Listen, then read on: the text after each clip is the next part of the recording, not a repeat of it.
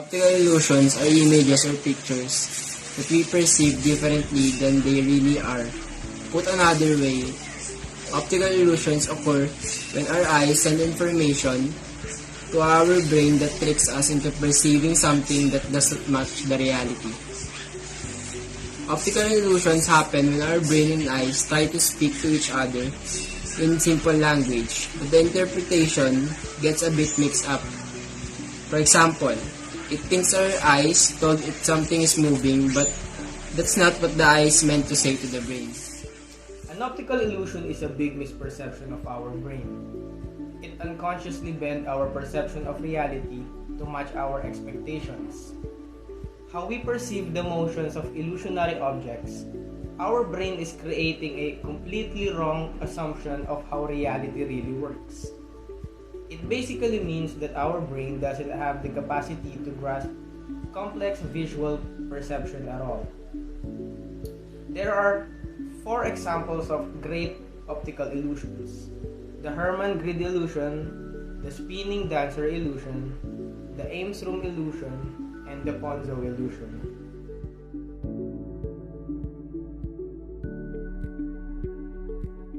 So based on what Professor Mark Williams said regarding to our brain, he stated that optical illusion happen when we break the rule.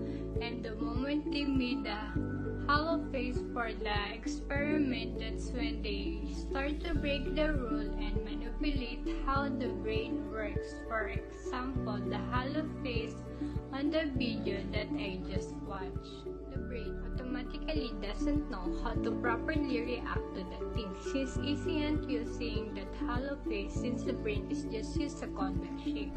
So when the two people move their heads and cover one of their eyes, they have this optical illusion that the hollow face is moving the same way as they move their head, and their experiment is accurate.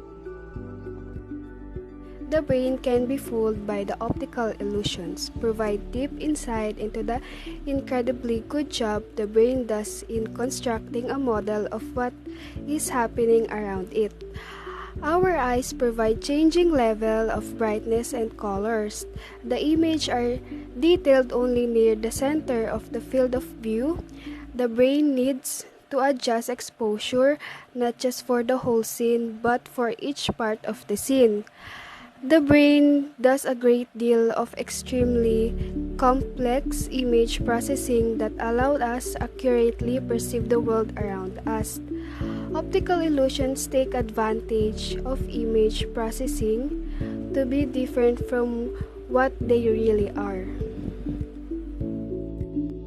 Due to the effect of colors and the impact of the light source, the similarities or differences are more visible then, because you only focus on one thing. Like the box experiment, the color gray at the top and the color white at the bottom, we will notice the difference, right?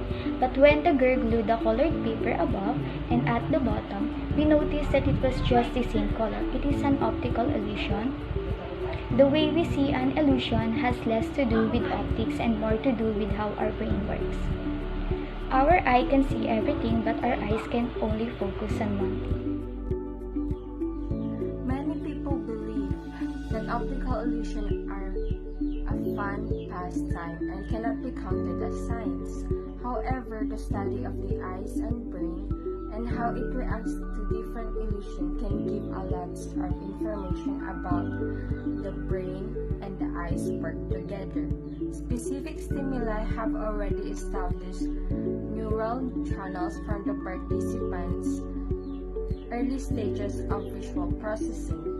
It is the repetitive stimulation of one or two of these paths that causes the psychological disparity that adjusts the inspection and gives the effects of an illusion. Therefore, experimenting with these illusions may not improve your optical vision, but it will certainly exercise your mental perception.